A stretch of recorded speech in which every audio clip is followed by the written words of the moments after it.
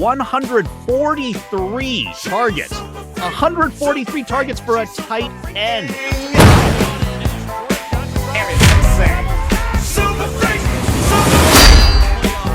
Hello and welcome to another edition of Fantasy Football Freaks. I'm Jason, he's Vaz, and today we continue on with our position battles. We disagree on rankings of certain players, and therefore we're putting them up against other players that we value differently, head to head. We've done it already for quarterbacks, running backs, wide receivers. Today's episode is tight ends. Vaz has 5 guys he's putting up against my 5 guys. So help us out in deciding who's got the rankings better. We're going head to head. So score these guys. Who do you like better, Vaz's horse or my horse?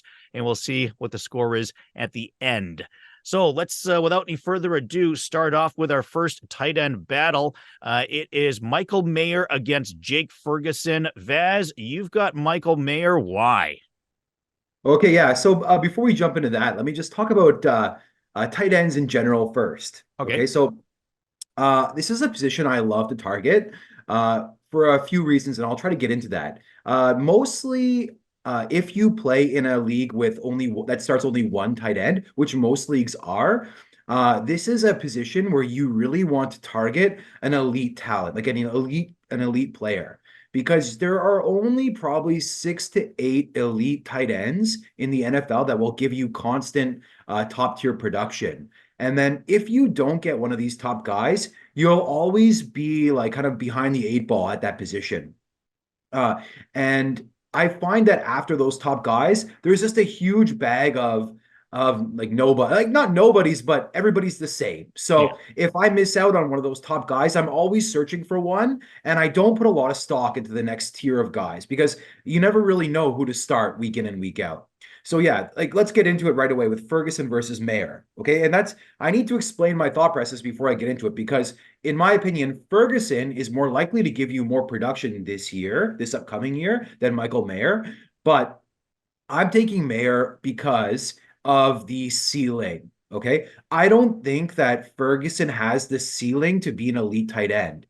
He had a good year last year. He put up, 70 receptions, 750 yards in 17 games. So almost 10 fantasy points per game, but which is decent. Like if you play in a 2 tight end format, that's a useful player. But if you're playing in a 1 tight end format, that's a player, you're never sure if you want to play him or not. Do you want to play him, or do you want to play Komet, or do you want to play Njoku? You're never really sure if you have, a number of guys similar talent-wise. Now, when I see Michael Mayer, I see an elite talent that got great draft, like very strong draft capital. I saw the flashes last year where he could become, a foundational piece for your dynasty roster. So for that reason, I prefer Michael Mayer. He didn't have production year 1, but I think there was reasons for that. He started the season behind Austin Hooper on the depth chart. Austin Hooper was a newly signed free agent, so of course they had to, start the vet at number 1 on the depth chart. But quickly, Michael Mayer surpassed him, and he will earn himself more targets this year. So I expect a rise in production this year. Maybe not to Ferguson's level this year, but I think by year 3 he will surpass Ferguson because he is a better talent. All right, fair enough. Certainly, Michael Mayer had, prospect pedigree put all over him, right? Even the year before his draft year, he was already known as the top tight end for the next year. So he's the guy with the, prospect pedigree that everyone kind of knew about when it comes to draft day. Now, Ferguson, on the other hand, he's the guy that broke out last year. And we're talking about tight end number 8 last season compared to Mayer, who finished tight end number 33. So, not even close to being productive last season. And the question that I have with a guy like Mayer is, what if he turns out to be the next Noah Fant? Or what if he turns out to be the next Hayden Hurst? Because he hasn't done anything yet. You can have flashes here and there, but until you really start producing, you just don't know if someone's ever going to reach their potential. I'd say even David Njoku, like we thought was going to be really good, had a good year this past season, but, was really quite middling for most of his career thus far. So we have these tight ends, especially that are supposed to be great, but really haven't. Whereas on the other hand, we've got a guy like Ferguson who's broken out in his second season, had a lot of targets, by the way, second on the team in yards, in receptions, as well as targets. So after CeeDee Lamb, he's the guy in Dallas. He's out producing Brandon Cooks.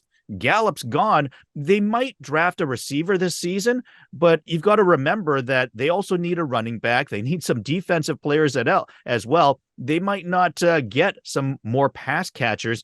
And who knows if Ferguson just remains their second target for who knows how long. Decent quarterback in Dak Prescott as well. And there's the other side to Mayer is, who's their quarterback going to be for the next decade? Who's their head coach going to be for the next decade? Because when you look at the situation in Las Vegas, it is just so unstable that could really stunt the growth of players, in particular the tight end position, where you have a young guy that's come in and just has a revolving door of people around him. How is he ever truly going to develop? So those are my biggest concerns about Mayer. Yes, I agree with the prospect pedigree, but he just hasn't really put it together yet. And I don't know that there's reason to believe that there's a high chance that it actually will happen compared to a guy that, finished tight end 8 already in his second season and could have another breakout next season if he's still just, the target number 2 in the Dallas system. So I see what you see with Mayer, but I just think it's a safer move to stick with Ferguson. I agree with everything you said. I'm not going to argue with you at all. The one thing I want to point out is that he was the tight end 8, but not in points per game. So he played full 17 games, so of course he's going to, be high in the rankings.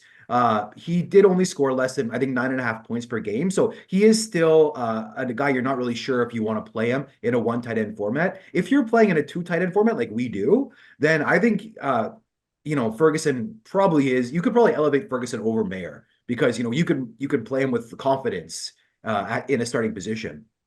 But and I agree with what you said about Mayer, having a lot of uncertainty with the franchise.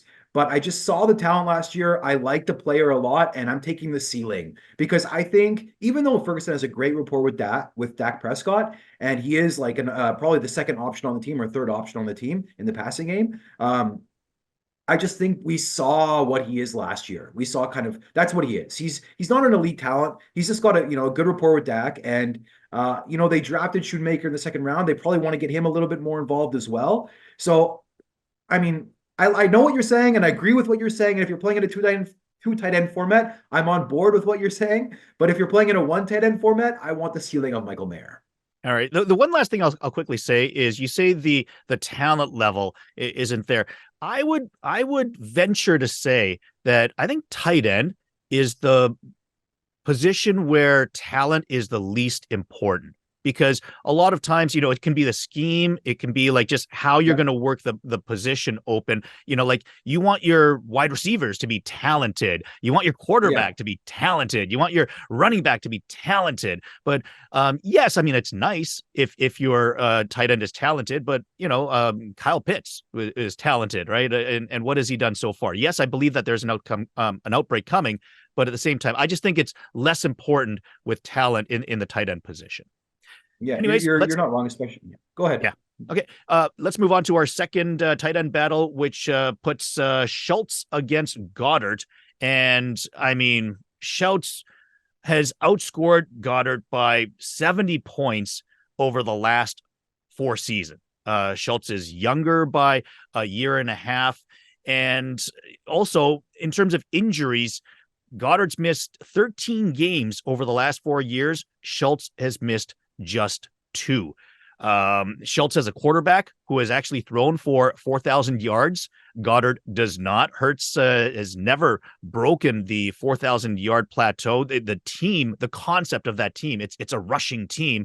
And then, taking advantage of throws here and there. So it's not a passing team the way, Mahomes is always looking for Kelsey. as an example. And then Schultz doesn't have to contend with top receivers like Devonta Smith and AJ Brown. Goddard's, battling for those targets, whereas Schultz is, he's got three good receivers, but at the same time, none of them are superstars that are going to be demanding targets the way that those two probably would. And in the end, I mean, I get it that Goddard's a bigger name than Schultz, but I really feel that Schultz has now been able to put a good number of seasons together that have shown production. And I like him continuing on that path for the future. Okay, so this is one like Goddard versus Schultz is one as a dynasty owner I wouldn't put too much thought into ever. Okay, for me it's like comparing apples to apples because like these guys are going to be similar in my rankings. They're both in like that tier below the top tier. Yeah. Where like either one could outproduce the other any given week, right? Yeah. If you And look at neither last will year's probably production, get into the top tier either. Like they're kind of stuck yeah, where they are. They're not going to right. ever be a top five guy. Right. So like if I have one and I want to move off into the other, I'm not gonna like I'll do it like one for one, but I'm not gonna give up any additional draft capital or something to move off. I think they are like very similar players for the immediate future as well. I think, they put up some very, very similar production last year from a points per game basis. Like you said, Schultz has been a little bit healthier than Goddard. I personally think Goddard is more talented. When he runs the routes, I see him running better routes and he just looks the part. So, and I think Schultz will always be nothing more than like the third target, the third option in that offense, or the fourth option, because I don't think he's that talented. Whereas Goddard is definitely the third option in the passing game, as it is. But I think if AJ Brown or Devonta Smith got hurt, he would be like a really easy start, and he could move up into that like elite tier of tight ends for a period of time if there's an injury to a starting receiver because he's that talented. So for that reason, I'm taking Goddard based on the talent. I think age is irrelevant because I think Goddard will probably play a little bit longer because of the talent. I think once Schultz's contract is up in Houston, I expect that's probably it for him. That's just my I mean, personal he's preference there. produced in Houston. I mean, Houston's got to Yeah, be loving him because when they dragged him over from Dallas, you're kind of thinking, okay, well, we hope he becomes this. And you've got to yeah. consider that they've got to be, ecstatic from what kind of production they got from him. Like they're probably expecting lower than what they got in their first season out of Schultz. So I think they've got to be happy with what he's given them so far. Yeah, I'm sure I mean, they gave him the contract to show them that they are happy. But they had a lot of young weapons on that team, and they still do. Okay, Collins and Tank Dell and like Noah Brown, like even Noah Brown produced. Well, Like I think they have. Brown's, I think, what, 27, 28 though, right? I mean, he's a nobody. It's my point that like I'm surprised he even produced for a few games. I just think they have a great quarterback, right? And he, like you said, he put up more than 4,000 yards, and I think Schultz only had 600 yards. So like there were a lot of injuries. Schultz had a lot of opportunity. I don't think he's better talent than Goddard. If I had to choose one, I'm going Goddard. But like I said, man, I'm not putting like too much energy of my own. Like I'm not putting too much of my own energy into this battle because like for me, it's apples to apples. You know what I mean? They're both a tier below. I like Goddard more just based on talent, based on name, based on value. But it's comparing apples to apples, and I'm not going to worry about it too much. All right. Well, I think the injuries are kind of a thing there as well that you Yeah. got to take note of. But let's move on to our third tight end battle. It is Evan Ingram up against Trey McBride, and you have Trey McBride going for the younger guy here. Why? Oh, this is an easy one for me.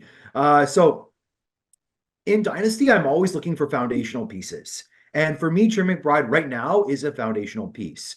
I know you'll probably say like Evan Ingram had some great numbers, a lot of production. But if you look at the stats last year, from a points per game perspective, I think McBride was even higher than Ingram, which is surprising. I'm not counting the first 5 games where he hardly played because he was behind Zach Ertz, but once he got that starting role, he had big numbers comparable to Evan Ingram. I think Evan Ingram had 114 receptions, 963 yards in 17 games, whereas McBride, in having started 12 games, put up 81 receptions and 825 yards. So very, very comparable numbers. So 5 years younger, in my opinion, more talented. I'm talking about Trey McBride, 5 years younger, in my opinion, more talented. And I think you can expect similar production for the immediate future. When you look at both of their positions on their teams, they're both probably second.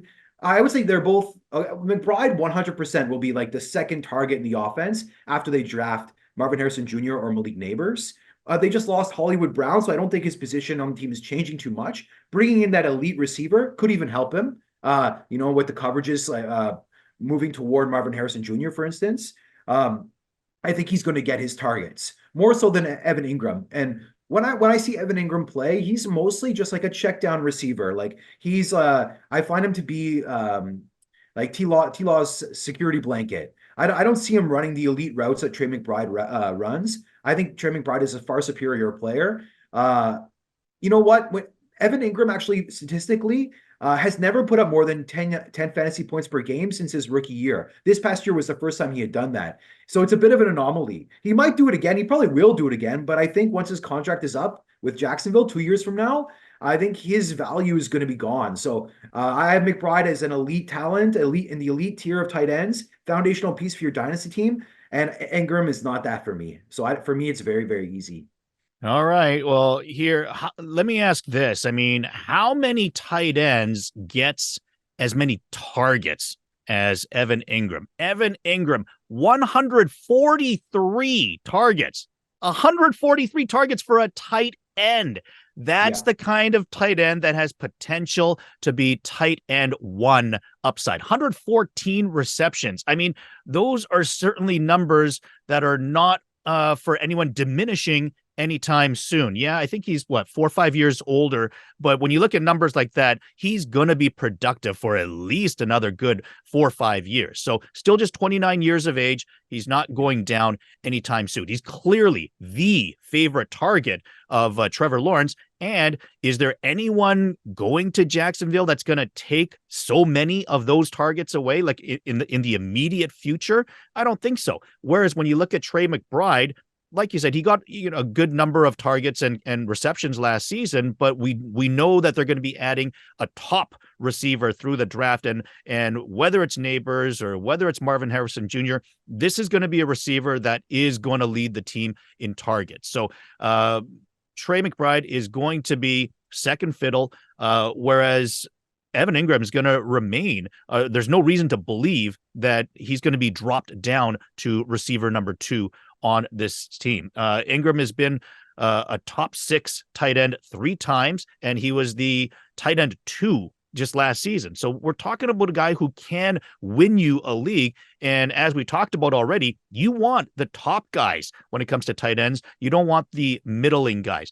Do I think McBride has a future? Absolutely. Okay. We saw what he's done, but there's something different to me about a guy who's done it once and a guy who's done it at least twice. And knowing that Ingram's been a top 6 tight end already 3 times compared to a guy who's done it once, and then now he's, things are going to change around him in terms of Harrison coming in. Also, we know that Kyler Murray can be injury prone. So what's his quarterback situation going to be year in, year out compared to Trevor Lawrence, who's like the foundational piece at quarterback for Ingram in Jacksonville. So I think there are just question marks that I'm concerned about as opposed to the sure thing that I'm getting with Ingram. So let's just say one thing here. McBride has done it once, as you said, but 1 for 1, right? He did it once from one opportunity, right? Like, because Well, he wasn't a starter. it was a second season, though, right? Yeah, but he was sitting behind Zach Ertz, so you Wow. can't count that. That's not 1 for 1. That's 1 for 1. That's 1 for 1. Zach Ertz is a great player, still is, and was a great player. Like, so underrated. I'm not penalizing him for that for his rookie season. He was learning the ropes. He's 1 for 1 in my books. And then let's talk about Evan Ingram for a second. I don't know that he's the first target for Trevor Lawrence. He put up a lot of his production last year when Christian Kirk was hurt. So Christian Kirk was his first target, in my opinion. And I think when he comes back, he's still gonna be the top target for Trevor Lawrence. So and I know Evan Ingram is going to get his targets. It's going to get his receptions. And I am a bit of a hater. Okay, I don't know what it is about Evan Ingram. I'm not a big fan. Maybe it's like the wide receiver body on the tight end in the tight end position I don't like, but. Let me just say that if you're playing in a PPR format, Evan Ingram is probably definitely worth more than he's valued at right now. If you're playing in like a half PPR or a standard, I think he's definitely not as valuable. He doesn't score a lot of touchdowns. He had like less than 8 yards per reception last year. So his yardage total is not huge either. So I think this is a guy you want in PPR formats, but I think regardless of format, because Trey McBride can give you just as many receptions, probably more yards, probably more touchdowns. For me, like he's definitely the number 2 option on the team next year, and Ingram is probably as well, but could be 3. I think regardless of format, you got to go McBride. He's the foundational piece you're looking for. All right. Well, Christian Kirk certainly doesn't scare me as a guy to take targets away. Marvin Harrison Jr. or Neighbors does. And I think there's Yeah, a good chance that Arizona adds another wide receiver, perhaps later in the draft as well. Anyways, possible. let's move on to our next tight end battle. It is Travis Kelce against Cole Kmet. And this time you're actually taking the older guy. What gives on that? Hmm. Yeah, a little bit surprising, right? I mean, it's back to what I said before about wanting top tier players at the tight end position. Um, I love Cole Kmet. Very good player. I love watching him. I think he's a great talent. If I was an NFL GM, I'd want him on my team. But you know what? When I'm looking at their situation in Chicago right now, it's really cloudy. So many targets to go, so many good receivers on that team, so much target competition. I'm nervous that Cole Kmet will not get the kind of yards he got with he had last year, where he had a great rapport with Justin Fields. Um, I don't think Cole Kmet will be an easy start if you're playing in a one tight end format. Whereas we know what Travis Kelce is. We saw a decline last year with Travis Kelce, but you know what? He was still the tight end 2 overall in points per game. And he put up almost 100 fantasy points in the playoffs. So he's still elite. He looked amazing in the playoffs. So there's really if I could choose one tight end for one game, I'm taking Travis Kelce even over Sam Laporta uh, for next season. So uh, even if Travis Kelce were to play, only 1 or 2 more years, I think because he's the kind of difference maker, he's the kind of cheat code at the tight end position that you're looking for. I definitely value him over Cole Kmet. I'll take Travis Kelce. I'll ride into the sunset with him for the next year or 2, or hopefully 3, and I'll win myself a fantasy championship, and then I'll worry about filling that tight end position later on. Give me Travis Kelce for now, and yeah, perhaps if they didn't add Keenan Allen, perhaps if they weren't bringing a rookie quarterback, I would have Cole Kmet a little bit higher. But the target competition there worries me, and I don't think I'm going to be ever feel comfortable starting Cole Kmet. All So that's right. what Well, I'm. like you mentioned, Keenan Allen has been added to the Chicago team, and it might take away some targets from Kmet, but we're talking about a 31-year-old Keenan Allen that might be productive for another, 1 or 2 years, maybe. Yes, DJ Moore's there, but Kmet has shown that he can be productive with Moore there. Kmet has been the number 7 tight end the last 2 years. So, like I said, show me once, hey, you caught my attention, but do it twice and now I'm ready to invest. So, Kmet, I would say, was Michael Mayer before Michael Mayer. So he's Fair. actually been a success, or sorry, Michael Mayer before Michael Mayer. So he's actually become the success story of Michael Mayer actually developing into what he's supposed to be, whereas Mayer, we don't know what he's going to become yet. So the fact that Kmet has been able to improve in each of the last couple of years, he's going to have a better quarterback than he's been used to having in terms of Justin Fields, right? Fields isn't the passer, whereas Williams is going to be. And he's 9 years younger than Kmet. You heard that correctly. 9 years. That's almost a decade. So obviously, Kelce, considering retiring. Well, he might not be. He said he's going to come back for next season. He hasn't said he's going to play at least, a season or 2. He just said, yeah, he's going to play next season. So who knows when he's going to retire? That's a question that reporters ask him after every season now, because there's legitimate reasons to do so. He's won 3 of the last 4 Super Bowls. So the motivation is going to get lesser and lesser. He's got a hot girlfriend now who knows, how much attention that's going to take away. And, if you notice, he's huffing and puffing a little bit more on the sidelines there. So he can, call up a little extra energy for a playoff game here and there, but through the rigors of a 17-game season, it's going to wear and tear on him a little bit more than it has in the past. And I'm ready to get out on Kelsey now while I can get something for him. And I would certainly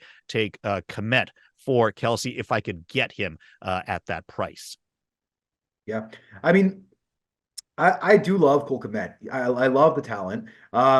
And you know what? It is a little bit concerning, like the things you said. Kelsey is huffing and puffing a little bit more. And, you see the production declining in the regular season. But I'm still super confident plugging him to my starting lineup. And, even in his down weeks, he's still giving you 11, 12 points. But he's got the ceiling to give you 26, 27 if he scores a touchdown or something like that. So, yeah, I'm at the tight end position. I'm willing to take these tight ends and hold them until they lose all value, until they retire. I'm willing to let them die on my roster because you know what? Tight ends don't return a ton of value. As guys like Cole Kmet, you're never going to get a first round pick for Cole Kmet. So I'm just going to take these tight ends that give me production, let them die on my roster, enjoy and reap the benefits while the time for the time being, and then when they retire, so be it. Thank you for your production, and I'll move on and find another one because you only need one tight end. So it's not like the receiver position or the running back position where you need several. Travis Kelce never gets hurt. Never gets hurt. You just need Travis Kelce until he retires. If you have Travis Kelce, your mind is at ease. You can just plug him into your starting lineup week in, week out for the next couple of seasons. I expect for the next couple of seasons. Yes, and there's no mental strain whatsoever. So I'll take Kelce in this situation, and I'll worry about tight end down the road.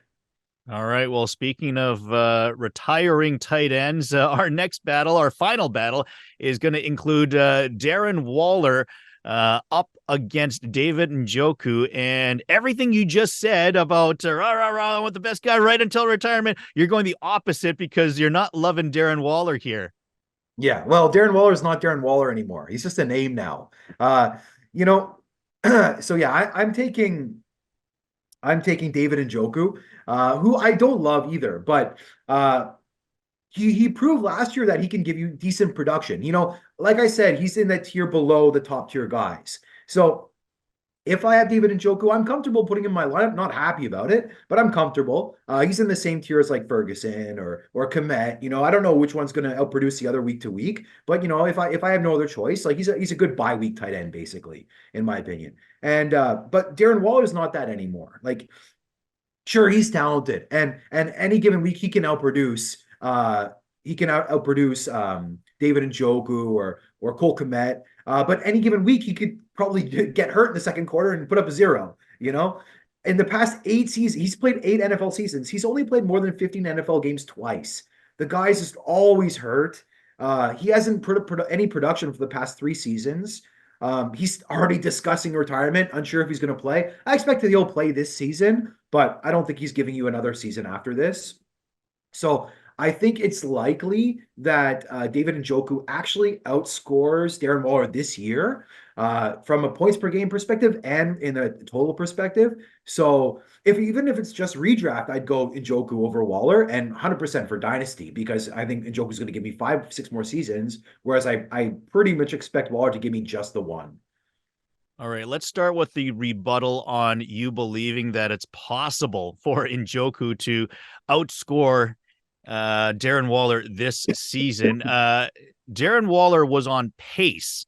He was on pace for 85 catches and 923 yards through 7 games before a hamstring injury basically sidelined him. But the pace was, he was a top tier tight end. So he still has the capabilities of winning you a league, of perhaps winning you a week here and there. So he's been a top 3 tight end twice. He's only 4 years older than Njoku, and Njoku on his team, like you said, this is kind of like just a very middling tight end. I think he was tight end 6 this year, but I would never expect him to be a top 10 tight end. If I'm drafting him, I'm drafting him with the expectation that, I'm going to have the worst starting tight end in my league if he's my tight end, or certainly somewhere near that, which means you can essentially drop him to pick up another, the 14th or 15th best tight end. Just grab him on the waiver wire, because that's all he is. He's not going to be much for production in terms of expectations, whereas at least a guy like Waller, when healthy, certainly can contribute to help you win a week, perhaps help you win a championship. So I'm here to take the upside on Waller. Yes, there is a retirement risk. So I will quickly mention that if he retires, obviously going into the season, then okay, I have to concede a loss here. But if he does play, and the Giants have said that they want him back, even though he has no guaranteed money. So the Giants could just cut him right now and say, okay, look, just don't come back. They actually want him back for the $12 million that they don't have to pay him for. So they see the production possibilities with Waller. And if he's healthy, then I do see him as top 5 tight end upside if he can stay healthy. And I'm willing to take the risk rather than just take like a top 10 to 12 sort of a guy in David Njoku. Okay, let me just specify one thing here. We're not discussing redraft, so don't go dropping David Njoku, okay? Do not drop David Njoku. This is Dynasty. You want him on your roster, okay? And if you're playing very, very shallow redraft, then okay, you could possibly, think about dropping Njoku for another tight end, but no, not in Dynasty. He was a tight end 6 last year. What was the numbers you said that Waller was on pace for? Like 900 and something yards, 80 receptions, Yeah, something 85, like that, right? 85, 923 through 7 games. Njoku had that similar production over the course of the season. He had 81 receptions for 882 yards. So he stayed healthy and he put up what Waller's pace was. So that's why I'm saying I think next year, any given week either could outperform the other. But the risk with Waller is he could get hurt in the first quarter and put up a 0 in your lineup. Like, he's so injury prone. Yeah, of course, when he's on the field for a full 4 quarters, he can put up decent production. But when he's in my lineup, I'm always worried he's going to sprain his ankle in the second quarter and be gone for the rest of the game. And I'm going to put up 1 fantasy point and lose my week matchup. So I'm so nervous starting Waller, and I don't expect him to play more than like 8 or 10 games, because that's what he's been doing for the past 4 seasons. He's injury prone. It's just, I know anybody can get injured at any time, but Waller is a huge injury risk. And he doesn't put up immense production to warrant you taking him over Njoku, who is a similar player from a production standpoint and significantly younger.